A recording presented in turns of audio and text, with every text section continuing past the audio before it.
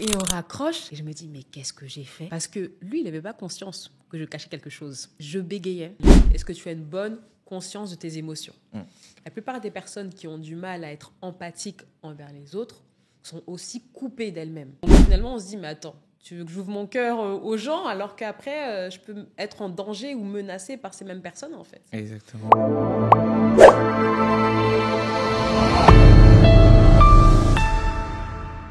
Hello Tiana. Hello Patrick. Ça va? Très bien, et toi? Ça va bien? On est là. Merci d'avoir accepté l'invitation. Merci Ravie d'être avec toi ce soir. Je suis honoré aussi. Et ouais, je vois souvent les réseaux et surtout tu fais pas mal de choses et tout. Et ça inspire beaucoup. Et je me suis dit pourquoi ne pas t'avoir sur le podcast. Donc Product Story, en fait, ce que nous on cherche à faire, c'est d'inspirer les afro-descendants. Oui. Et les Africains surtout, les jeunes Africains par rapport aux choix qu'ils font dans leur carrière et même dans leur vie personnelle aussi. Parce que je me suis rendu compte en fait qu'on a parfois beaucoup de défis, beaucoup d'obstacles, en tout cas comparé à tout le monde, enfin aux autres. Et je me rends compte finalement que il faut quand même aussi des outils qu'on n'a peut-être pas et que certaines personnes pourront nous aider à les avoir. Donc voilà. Bah, écoute, j'espère pouvoir apporter quelques conseils et outils utiles à tous nos auditeurs et auditrices ce soir. Merci. Toi, comment tu te présentes? Eh bien, écoute, j'ai la présentation LinkedIn et la présentation personnelle. Ok. La présentation LinkedIn, c'est Tiana Mayembe, coach certifiée en confiance en soi au travail. Je suis également formatrice soft skills en école de commerce, actuellement à l'IPAC Business School. Je crée aussi du contenu inspirant depuis environ 7 ans autour de thématiques comme la confiance en soi, la communication, la prise de parole en public. Et pour la présentation personnelle, je suis Tiana Mayembe, I'm a black woman. I'm fly. Voilà. Ok. T'es d'origine congolaise, c'est ça? Congolaise, angolaise, oui. Ah ouais, ok. Je crois que c'est des origines que je vois souvent. Après, c'est des pays qui sont... C'est Congo-Brazza? Congo, Kinshasa. Kinshasa, ok, d'accord. En soi, c'était le même royaume Congo et Ouais, c'est des pays de toute façon voisins. Exactement. Merci. Et donc, du coup, tu dis que tu es coach. C'est quoi ton parcours en vrai? Enfin, tu as fait quoi comme études pour y arriver en vrai? Oui. Alors, aujourd'hui, en tant que coach, déjà, j'accompagne particulièrement des cadres, qui soient managers, salariés, entrepreneurs aussi, qui souhaitent s'affirmer avec plus d'assurance au travail et qui rencontrent comme problématique le syndrome de l'imposteur, qui ont du mal justement à partager leurs idées, à partager, à mettre en avant leurs compétences et leurs connaissances, parce qu'il y a une chose qui est très importante, c'est qu'on apprend les compétences dures en école de commerce, on apprend à faire un métier, et quand on arrive en entreprise, ou alors en tant qu'entrepreneur, on crée sa boîte, on s'aperçoit qu'il y a des compétences sociales qu'on ne nous a pas toujours enseignées en école et qui sont cruciales pour réussir justement à développer sa carrière et à saisir les meilleures opportunités. Alors, mon rôle en tant que coach, c'est vraiment ça, c'est d'aider les professionnels à level up leur vie, leur carrière, leur vie professionnelle, en développant donc leurs compétences sociales. Et pour en arriver là, c'est intéressant parce que quand tu prends mon parcours, tu ne t'imagines pas que je vais arriver à ce stade-là. À vrai dire, moi, je ne m'imaginais même pas être déjà entrepreneur du tout, être à mon compte. Ce qui s'est passé, c'est que j'étais à la fac, licence anglais-portugais à la fac de Nanterre. Avant même la fac, tu as fait quoi comme bac déjà? Ah, on parle vraiment la jeunesse. Non, pas forcément la jeunesse. Pas forcément, mais ouais, enfin, comprendre un peu. Le lycée, tout à fait. Moi, j'ai fait un bac littéraire. Ok. Donc, j'ai fait amoureuse des langues, amoureuse de l'anglais. J'aime écrire, j'aime lire, j'aime la philosophie. Donc, je me suis beaucoup épanouie dans cette filière-là. Et ensuite, j'ai fait donc une licence anglais-portugais, toujours portée par mon amour pour les langues et aussi en tant qu'angolaise, je voulais absolument maîtriser aussi le portugais davantage. D'accord. Donc j'ai fait ce cursus-là, mais je m'attendais pas à ce que ce soit aussi difficile et je t'avoue que les années étaient dures. J'ai redoublé ma première année de licence. D'ailleurs, parce que ça demandait beaucoup d'autonomie et d'un coup, tu dois réussir à gérer ton emploi du temps, gérer la distance. Moi, j'étais à 2 heures de trajet de ma fac, j'étais très loin. C'était Nanterre, c'est ça? Nanterre, et je vivais en Seine-et-Marne. Ah ouais. Et donc, quand commençait à 8 h du matin. Je devais partir de chez moi à 5 h, 5 h30 pour pouvoir être là à l'heure. Et en fait, c'était beaucoup de changements d'un coup. Donc, j'ai redoublé, mais j'ai persévéré, je me suis accrochée. Et arrivé en 3e année, comme tout le monde, j'ai dû faire face à un carrefour. Je devais choisir entre continuer en master ou alors chercher du travail. Sauf que moi, j'étais à un stade où je n'arrivais pas forcément à exceller dans ma vie scolaire. Et donc, je me demandais si je pouvais réussir à être une bonne étudiante en master. Est-ce que c'était finalement pour moi, les cours ? En même temps, je me disais qu'en licence, sans stage, je n'avais pas le bagage nécessaire pour trouver un emploi qui puisse m'épanouir et aussi gagner un bon salaire. Et donc là, je me suis demandé, mais qu'est-ce que je fais ? Qu'est-ce que je fais ?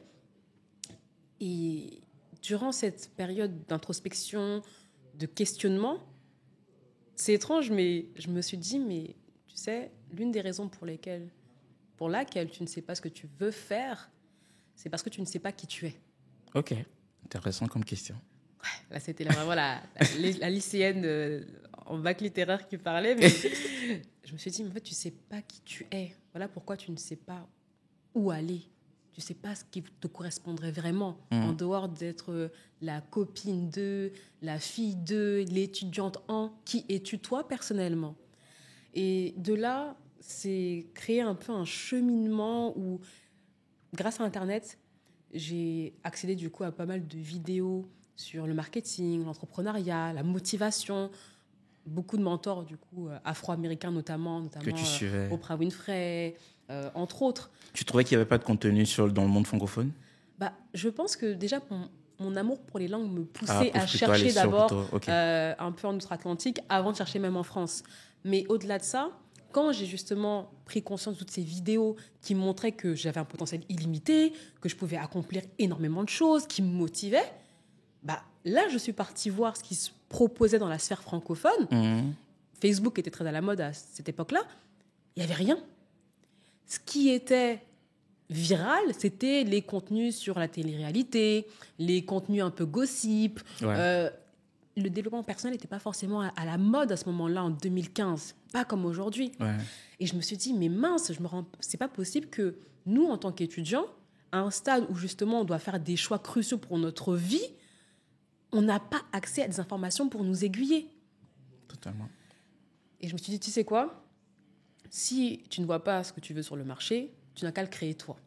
Okay. Et ce que j'ai fait, c'est qu'avec une petite caméra, je suis partie dans ma voiture, du coup garée sur le campus, parce que 3e année, j'avais un logement étudiant.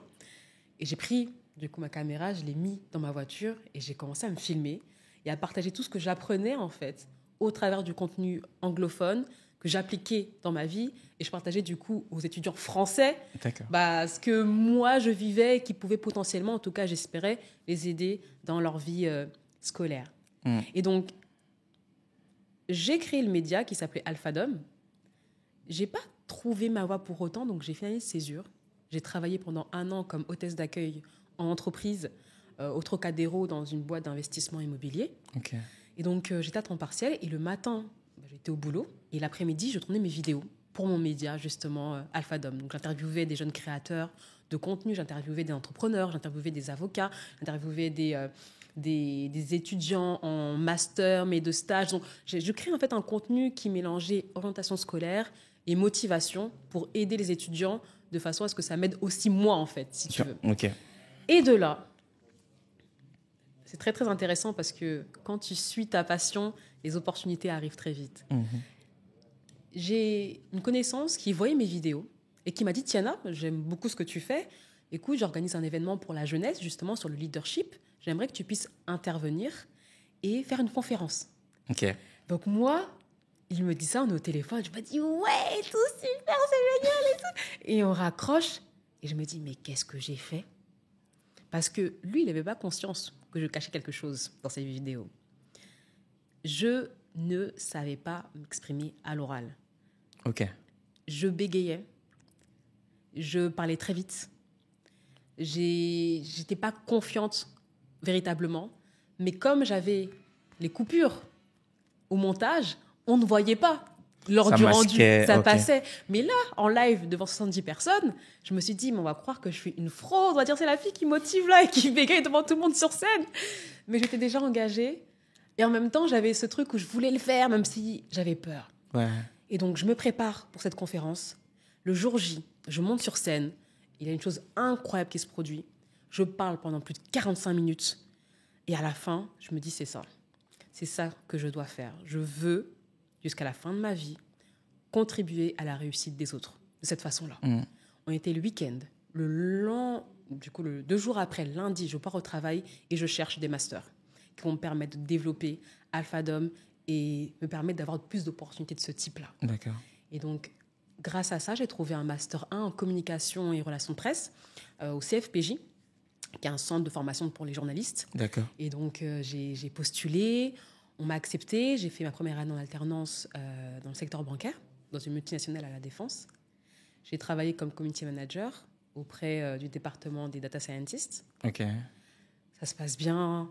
La fille qui avait des 10 de moyenne, 12 de moyenne à la fac commence à avoir des 16. Je me dis, Tu es dans ton élément, c'est normal. finalement, c'est ça. Et donc, moi, j'aimerais rappeler aux gens qui, parfois, un peu, sont soit en décrochage scolaire, soit qui se disent que l'école, c'est pas pour eux. Souvent, c'est juste une question d'environnement. T'es pas à ta place. C'est pas à ta place. C'est pas que tu manques de capacité. Parce que moi, je l'ai véritablement expérimenté. Là, j'étais portée par ma passion, par une vision.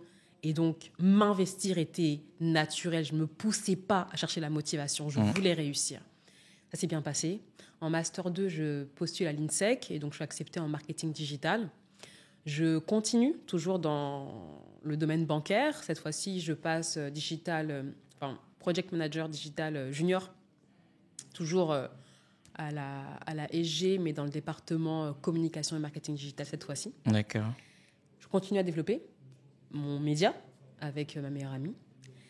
Et entre-temps, parce que ma communauté grandit, on me demande des conseils et du coaching. Et moi, je réponds... Et à ce moment-là, tu bégayais plus? À ce moment-là, j'avais décidé, parce que j'avais adoré la conférence, de travailler sur mon oral. Okay. Et donc, ce que je faisais, c'est que je lisais des textes de Nelson Mandela, de Martin Luther King, et j'avais imprimé leurs discours. Et devant le miroir, en fait, je pratiquais comme ça, avec un stylo dans la bouche, pour mieux articuler, pour apprendre à projeter ma voix, pour avoir plus de charisme aussi à l'oral. Okay. Donc, le fait de pratiquer à la maison, de travailler sur mon élocution et également de continuer à tourner des vidéos et donc de me pousser à parler malgré mes difficultés, ça a permis de gagner en assurance et de développer aussi mon aisance orale. Ok, ouais, je comprends. Ouais. Ok. Donc, du coup, toi, le conseil que tu donnes quand on a des problèmes d'élocution, c'est peut-être des exercices comme ça? Exercice. Ok. Tu ne peux pas progresser si tu ne pratiques pas. Le problème, c'est que quand tu manques de confiance en soi, tu ne veux pas te mettre dans des situations inconfortables, forcément. C'est la peur. Et donc, voilà, c'est le serpent qui se mord la queue. La seule solution, c'est justement de multiplier les occasions de prise de parole. Pour tout, hein, dans tous les domaines où tu manques de confiance en toi, il faut que tu multiplies les occasions de croissance. Et donc, bien entendu, tu ne peux pas tout le temps essayer d'exercer en public. Tu ne vas pas chercher une conférence d'emblée pour pouvoir améliorer ton aisance à l'oral. Cela dit, tu peux très bien... Moi, je le faisais avec mes meilleurs amis, on s'appelait et on travaillait ensemble sur notre diction. On faisait des exercices et tout, et pendant 1 heure, en FaceTime, on était là, on travaillait ensemble. En parallèle, comme je l'ai dit, je travaillais aussi devant mon miroir avec les discours. Je regardais des vidéos aussi.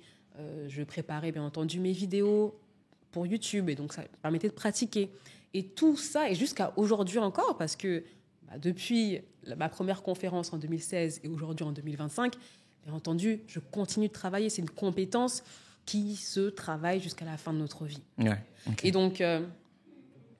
Du coup, on t'appelait un peu partout maintenant pour faire des conférences et... Oui, on m'appelait. Ouais. On m'appelait pour justement, c'est vrai, faire des conférences, des ateliers en développement personnel, également interviewer des entrepreneurs dans des événements d'affaires. Et donc, tout ça grâce à mon média. Et là, je me suis dit, stop. Est-ce que je me vois continuer à la défense dans les grandes tours en tant que salarié, ou est-ce que j'ai envie de concrétiser, professionnaliser ce que je fais? Et c'est là que je me suis dit, OK, en vrai, si je n'avais pas peur, je ferais quoi? Je me lancerai à fond. Et donc, j'ai terminé mon master. Immédiatement, j'ai cherché une école de coaching pour justement avoir les vraies compétences et ne pas juste me contenter de donner des conseils à ma communauté. Pendant 1 an, j'ai été formée et j'ai fait une chose que je vous conseille de faire, c'est que je n'ai pas attendu d'avoir mon diplôme pour pratiquer. J'ai mis en communauté, je leur ai dit, écoutez, je suis en train de me former en tant que coach. Cela dit, j'aimerais pratiquer dès à présent. Et donc, je proposais en fait un tarif vraiment dérisoire, je ne sais pas moi, 10 euros du coaching pour mettre directement en pratique tout ce que les formateurs en fait m'apprenaient. Ok. Et donc, ce qui fait que, et je terminerai sur ça, quand j'ai eu mon diplôme, j'avais une communauté, j'avais des compétences et je me suis lancée du coup en tant qu'entrepreneur avec une niche et des clients qui venaient à moi et qui me faisaient confiance. Ok. Mais ce qui est super intéressant dans ce que tu dis, c'est l'audace que tu as eue, tu as reconnu tes faiblesses et tu as voulu les travailler et tout. Mais moi, ce que je remarque souvent, c'est que on peut être conscient de tout ça, mais il y a toujours cette peur-là, par exemple, juste parler en public. Oui. Parler en public, comment on surmonte un peu cette peur-là, par exemple, pour quelqu'un qui a peut-être du mal à parler en public, par exemple. À mon sens, il faut déjà comprendre de quoi est-ce qu'on a peur. Ok. Parce qu'il y a plusieurs types de peur. Et en fonction de la peur que tu identifies, tu sauras quoi travailler pour te libérer de cette peur-là. Par exemple, tu as des personnes qui vont avoir la peur de l'exposition. Tu as des gens, en fait, qui ont peur de réussir et d'être confrontés aux responsabilités associées à la réussite. Associé à la réussite, ouais, je vois. Parce que si, par exemple, je suis en entreprise et que mon manager voit que je suis douée lors des réunions, il va me demander après de mener plus de réunions, donc plus de travail. Mais est-ce que je vais gérer ? Mais est-ce que je vais réussir à gérer mon temps ? Et donc, il y a plein de questionnements et parfois de scénarios catastrophiques que l'on se fait qui nous font dire ça, c'est pas pour moi. Tu vois ? Ouais, je vois. Et donc, le premier conseil véritablement que je donnerais, c'est ça. C'est de se demander qu'est-ce que je redoute dans cette situation, dans ce contexte de prise de parole en public.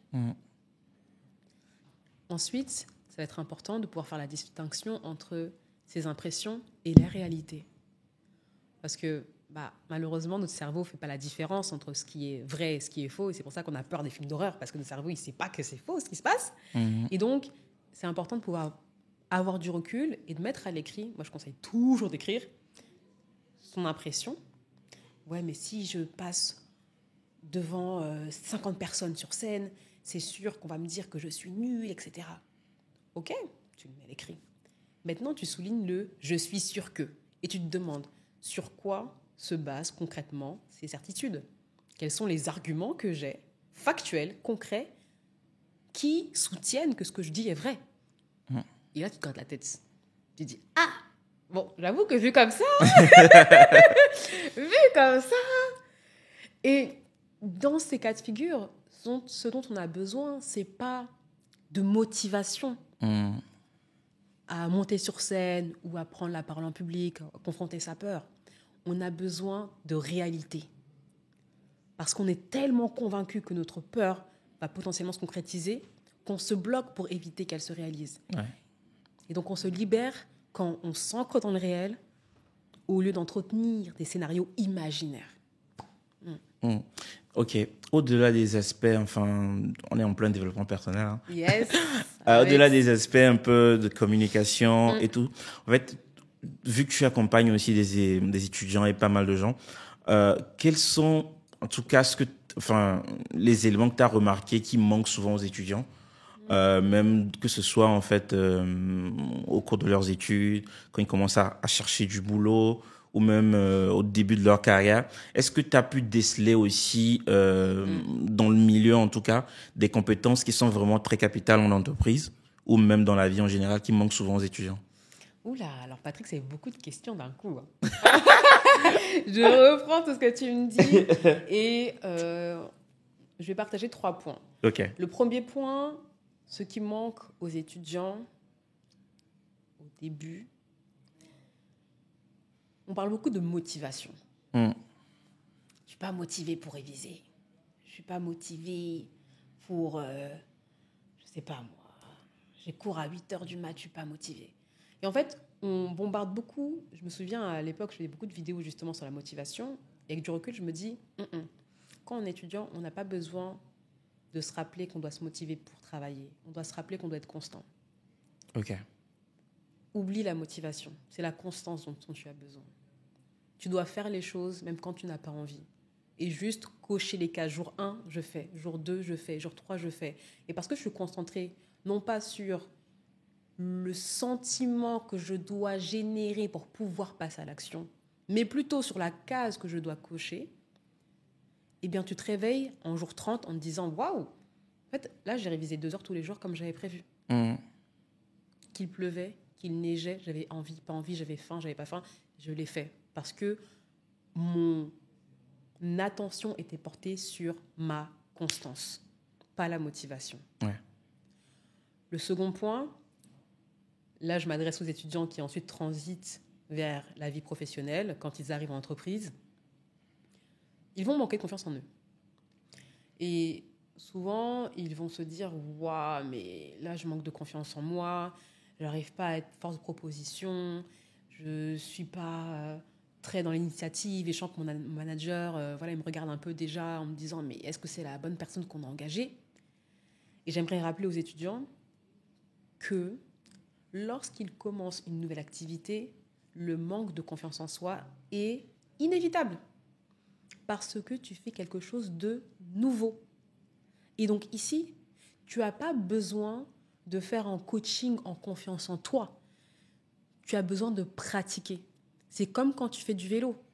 Quand tu apprends à faire du vélo, c'est parce que tu montes sur ton vélo tous les jours, qu'au fur et à mesure, tu retires les petits trous et que tu apprends à en faire. Et donc, quand tu arrives en entreprise, la pire chose que tu peux faire, c'est de te comparer. Te comparer à cet employé qui a 5 ans d'activité, ton manager qui a plus de 15 ans, en te disant « mais je suis supposé avoir toutes les réponses ». Non, tu viens d'arriver, tu es dans une position d'apprentissage. Et donc, ce que je conseille dans ce cas de figure, c'est de mettre en place la méthode Kaizen. Je ne sais pas si tu... J'ai déjà entendu parler. Ouais. Oui, c'est une méthode japonaise qui met en avant l'importance d'implémenter, dans un premier temps, on va dire un système, et ensuite d'avoir une approche scientifique. C'est-à-dire, je teste quelque chose, je regarde les données, ce que ça donne, et ensuite, je continue ou je modifie. Et donc, au lieu de se dire « Waouh, je dois être parfait quand j'arrive, je dois montrer qu'ils ont fait le bon choix en m'engageant », je suis dans une méthode, dans une approche scientifique où je me dis « Ok, je teste des choses, si ça ne fonctionne pas, je modifie, si ça fonctionne, je continue. » Et donc, tu retires en fait tes émotions. Tu es plus dans le « écoute, j'applique, je vois que ça ne fonctionne pas, et je continue. » Un peu comme une start-up. Et je termine avec le troisième point. Maintenant, la compétence clé nécessaire pour que un jeune salarié puisse exceller et avancer ensuite vers les sommets, en tout cas, c'est ce que je souhaite à tous. L'une des compétences qui est aujourd'hui les plus demandées, c'est l'intelligence émotionnelle. Ok. Parce que maintenant, tu as l'expérience. Tu as la confiance. Tu sais que tu gères ton domaine. Tu vas être amené généralement soit à gérer des équipes, soit à échanger avec des grands patrons, des grands directeurs. Et donc ici, on va plus te scruter par rapport à ton savoir-être, par rapport à ta capacité à faire preuve d'empathie, à sonder les émotions des autres, à jouer un peu des jeux de pouvoir aussi qui existent dans le monde de l'entreprise.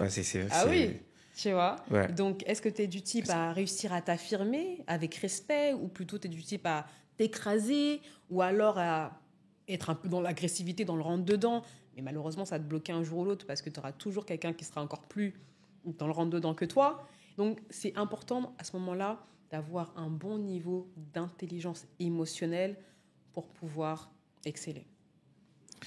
Intéressant tout ça.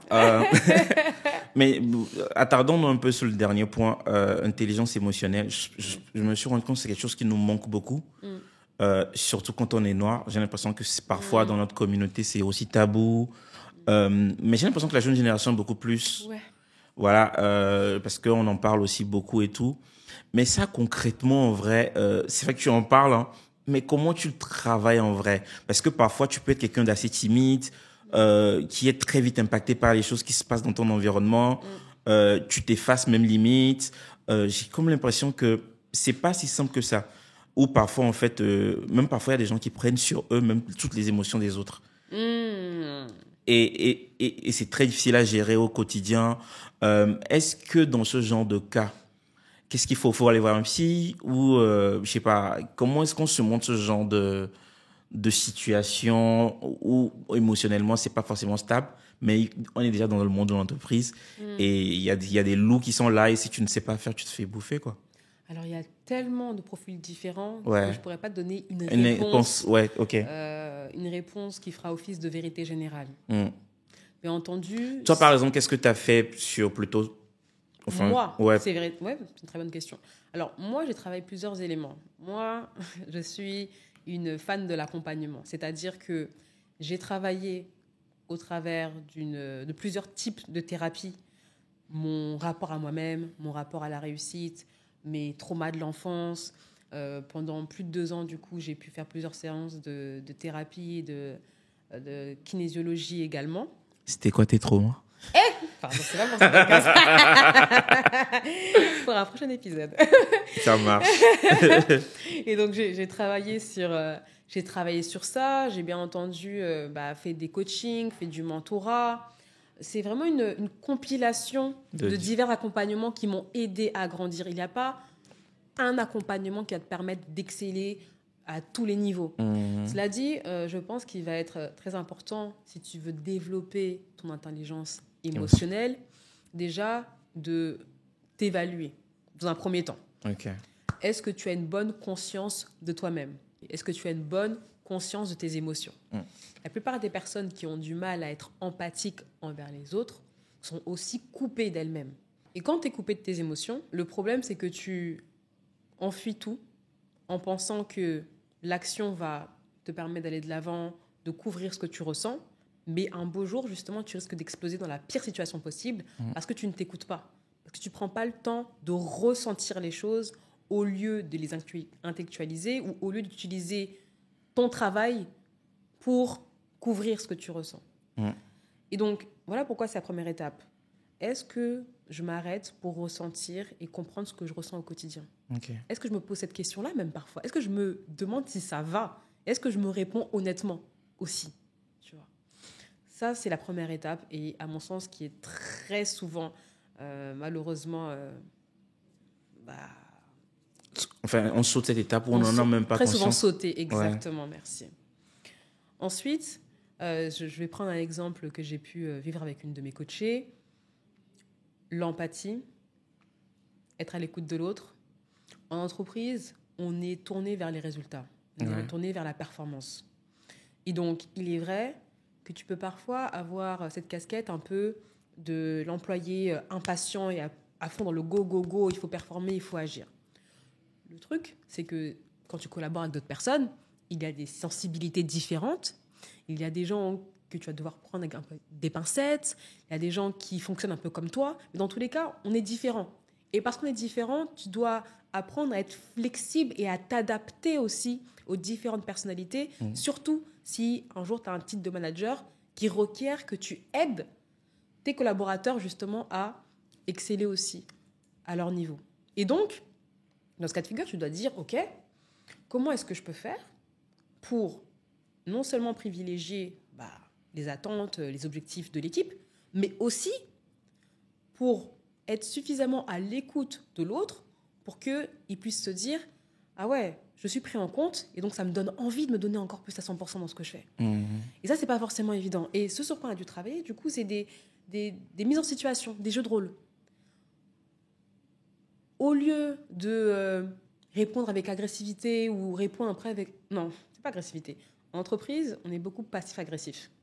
On va faire des oui, écoute, ouais, tout va bien, oui, tout se passe bien. Alors qu'au fond, on prend sur soi. On prend sur soi. Et même tu le sens. Tu sens que la personne dit A, mais elle pense B parce que son langage corporel est totalement faussé. Et donc, il y a un travail d'authenticité à faire où tu dois apprendre à ouvrir ton cœur. C'est pas un truc qu'on recommande généralement en entreprise, mais c'est important. Ouvrir ton cœur pour parler à la personne avant de parler à l'employé. Okay. Alors là, je m'arrête là parce que je vais partir dans un truc de coaching un peu trop pointu, mais... Ok. Peut-être un petit dernier truc par rapport à ça.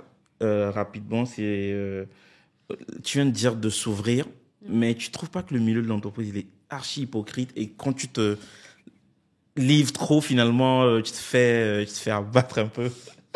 Alors, Je sais pas. Mais je pense que c'est propre à la société. Hein. ouais, C'est ok. pas forcément dans le milieu de l'entreprise. Parce que c'est en général, on a tous peur d'être vulnérable. On a peur d'être vulnérable parce que c'est pas toujours bien accueilli. C'est pas toujours bien reçu. On a déjà vécu des situations où nos vulnérabilités ont été utilisées contre nous ou alors on a pu prendre notre gentillesse ou accessibilité pour de la faiblesse. Et donc, finalement, on se dit, mais attends, tu veux que j'ouvre mon cœur aux gens alors qu'après, je peux être en danger ou menacée par ces mêmes personnes, en fait. Exactement. Et là, il y a une question qui se pose, qui est-ce que tu joues un rôle Ou tu fais de toi-même. où tu restes toi-même? Est-ce que tu joues un rôle où tu veux être dans la manipulation? Je sais que c'est très à la mode actuellement avec les livres comme les 48 Influence et manipulation. Influence et manipulation, le livre de Machiavel, les 48 lois du pouvoir. Tout le monde va apprendre à manipuler les autres pour ne pas finalement se faire manger. Mais à un moment donné, tu risques de te dissocier en fait de qui tu es. Et aussi, quand tu fonctionnes comme ça, le type de personne que tu attires à toi, c'est pas forcément le type de personne qui te ressemble au fond. Et donc là, moi, ma posture en tout cas, et ce qui fonctionne le mieux à mon sens, c'est de se dire, à la fin de la journée, je veux pouvoir être fière de moi. Ok. Et me dire que je suis restée alignée à mes valeurs. Tout le monde n'a pas mes valeurs et tout le monde ne va pas me respecter pour qui je suis. Mais il faut que moi, je puisse me respecter moi-même, en priorité. Ok. Et malheureusement, il y a des personnes qui, en essayant de rechercher soit le respect, l'admiration ou même la crainte des autres, ne s'aiment plus, Ouais. ne se respectent plus. Joue un rôle, quoi. Et parce qu'elles jouent un rôle et parce qu'elles portent un masque, en fait, qui ne leur ressemble pas. Ok. Et intéressant tout ça. Et à l'heure actuelle, c'est quoi tes projets à venir? Où tu accompagnes aussi les gens personnellement ou c'est souvent dans un cadre beaucoup plus professionnel ou même dans les écoles? J'accompagne les particuliers, donc les employés en coaching individuel, Ok. dans un premier temps. D'accord. Donc, c'est un accompagnement qui va durer de 3 à 6 mois, où on va se voir 2 fois dans le mois et justement travailler sur 3 points clés généralement. Donc, la communication assertive, donc réussir à s'affirmer sans agresser, l'estime de soi aussi, réussir à prendre de l'espace, parce que quand tu as du mal à partager tes idées, à prendre des initiatives, c'est aussi parce qu'au fond de toi, parfois, tu as l'impression que soit tu n'es pas assez bien ou que tu ne mérites pas peut-être d'être entendu. En tout cas, il y a souvent des problématiques de confiance à ce niveau-là et on travaille dessus. Et on va également travailler sur la confiance en soi, pas liée à l'estime de soi, mais liée à des objectifs que tu as. Donc, par exemple, mon goal, c'est de démissionner ou de lancer un projet, mais je procrastine depuis maintenant 5 ans. J'arrive pas à passer à l'action. Ça, c'est moi, ça. Ah. Il m'a fallu plus de 5 ans pour lancer cette chaîne. Tu vois, Ouais. alors qu'on en a besoin. On en a besoin, les gens vous attendent. Et donc là, j'aide mes coachés finalement à accélérer leur succès en évitant du coup de perdre 3 mois, 3 ans, parfois même 30 ans dans la même case Ouais. en passant à l'action rapidement. Donc ça, c'est le coaching individuel. Ensuite, j'ai aussi une formule qui est un peu plus accessible parce que je suis suivie par différents profils, pas que des managers ou des cadres. J'ai aussi beaucoup d'étudiants ou de jeunes salariés. Et là, j'ai créé le Cercle, qui est une communauté en développement personnel privé, où il y a du coaching mensuel, donc 2 coachings dans le mois, avec également du coup des formations et une communauté justement de personnes ambitieuses qui veulent dépasser les mêmes blocages liés au manque de confiance. Ok. Et chaque mois, on a un thème. Là, en janvier, le thème, c'était la prise de parole en public. Et donc, on a pu travailler ce thème-là. Le mois suivant, en février, ça va être l'assertivité, donc réussir à s'affirmer. On aura un mois sur le leadership. Du coup, chaque mois, on a un coaching thématique et avec un tarif du coup mensuel beaucoup plus accessible.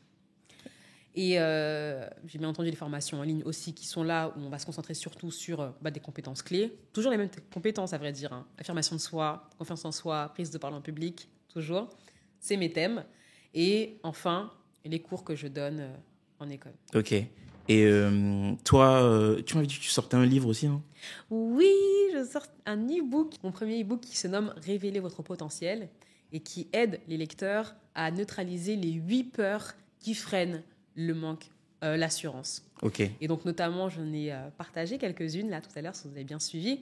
La peur de l'exposition, la peur de l'échec qu'on connaît très bien, mais qui n'est pas la seule, la peur de la vulnérabilité, entre autres. Pour le reste, il faudra prendre le e-book. Ça sera disponible où? Sur mon site web, directement. D'accord. Principalement. Ok. Voilà. Bah, merci à toi. Merci Patrick. Merci. Ça a été court, mais assez utile, direct. Tu nous as donné les éléments, voilà, nécessaires, voilà. Et donc, merci beaucoup à toi. J'espère qu'on aura l'occasion de t'avoir dans un autre format. On va revenir un peu plus sur ton parcours. Voilà, pour les traumas, là. Patrick, il veut m'avoir. Ok, on ira en profondeur. On va en parler en profondeur, voilà, parce que oui, je pense que c'est des choses dont on ne parle pas aussi assez. Donc, voilà. Merci à toi. Merci Patrick. Merci de nous avoir suivis. Voilà, on se retrouve à la prochaine. Et j'espère que vous avez passé un très bon moment. Et ciao. Ciao.